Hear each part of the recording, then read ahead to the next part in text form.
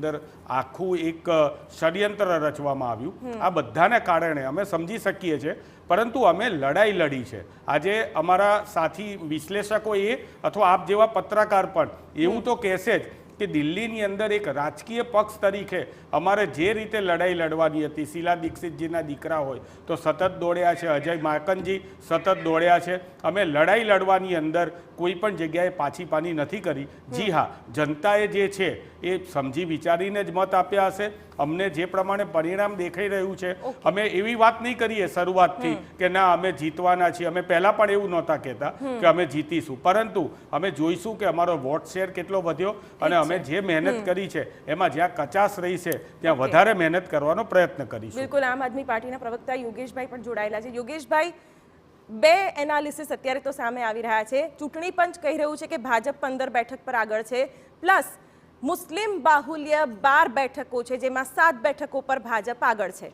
એટલે કોઈ એજન્ડા નથી ચાલ્યા, માત્ર ને માત્ર વોટ્સ પડ્યા છે, એ પણ ભારતીય જનતા પાર્ટીની તરફેણમાં.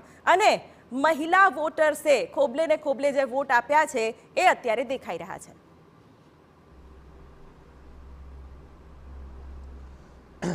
મેં કીધું એમ, જે રીતે દિલ્હીની ચૂંટણીની અંદર ભારતીય જનતા પાર્ટીએ મુસ્લિમ બાહુલ જે વિસ્તાર છે ને એમાં સાય લગાવી 1000 1500 2000 રૂપિયા દઈને સાય લગાવવાનો જે ધંધો કર્યો છે, અજમેર લઈ જવાની જે બસો ભરી છે, ભારતીય જનતા પાર્ટીએ આ ચૂંટણીની રીતે ખાનદાની કે નૈતિકતાની રીતે લડ્યા જ નથી.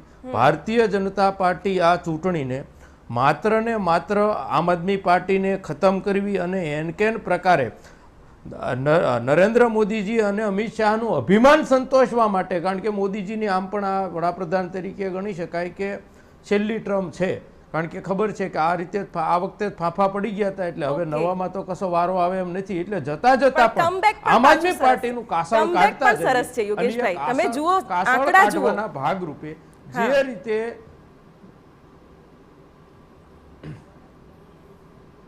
કાસળ કાઢવાના ભાગરૂપે જે રીતે દિલ્હીમાં બેફામ બની અને જે તમામ હદો પાર વટાવી છે, અને એમાંથી થોડા ઘણા જે મતદારો છે એ ચોક્કસપણે ક્યાંય પણ તમે કીધું એમ છે પ્રભાવિત થયા હોય, અને એ પ્રભાવનો જ આ ભાગ છે.